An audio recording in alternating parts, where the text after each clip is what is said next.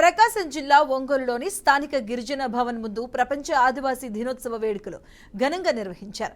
ఈ కార్యక్రమానికి ముఖ్య అతిథిగా రాష్ట్ర సాంఘిక సంక్షేమ శాఖ వాలంటీర్ల సచివాలయ వ్యవస్థ శాఖ మంత్రి డాక్టర్ డోలా బాల వీరాంజనేయ స్వామి హాజరయ్యారు.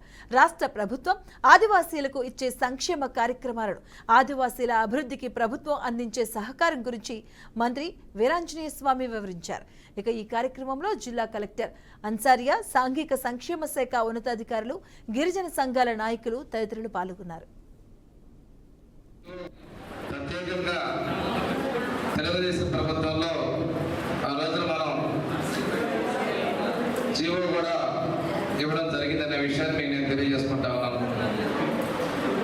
తర్వాత క్రమంలో ఆదివాసీ హక్కుల కోసం, గిరిజనుల అభివృద్ధి కోసం, గిరిజనుల సంక్షేమం కోసం మనం ముందుకు రావడం జరిగింది.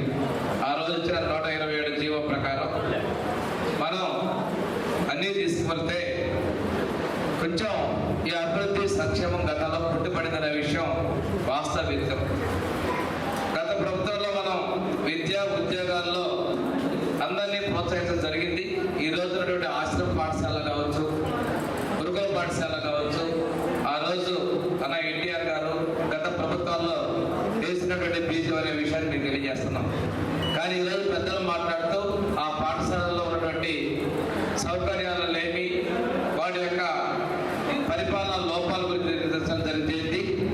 వీటన్నింటినీ కూడా ఈనాటి ప్రజాప్రభుత్వం సరిదిద్దుతుందని కూడా మీ అందరికీ కూడా తెలియజేస్తా ఉన్నాం.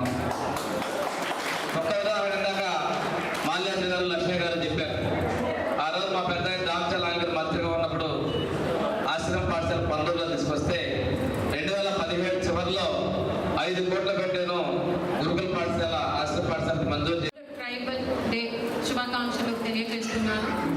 సో లాస్ట్ జూలై 4th రోజున ఇక్కడ శ్రీ అల్లూరి సీతారామరాజు గారు జయంతి ప్రోగ్రాం జరిగింది.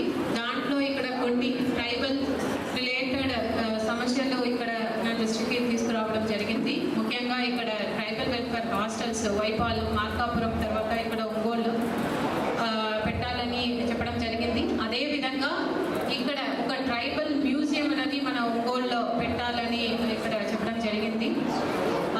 అవి అన్నింటినీ కూడా మనం స్టేట్ గవర్నమెంట్ డైరెక్టర్కు మనం ఇక్కడ నుంచి ప్రపోజల్ పంపాము. దాన్ని కంటిన్యూస్గా ఫాలో అప్ చేస్తున్నామని ఈ సందర్భంగా మీ అందరికీ కూడా తెలియజేస్తున్నాను.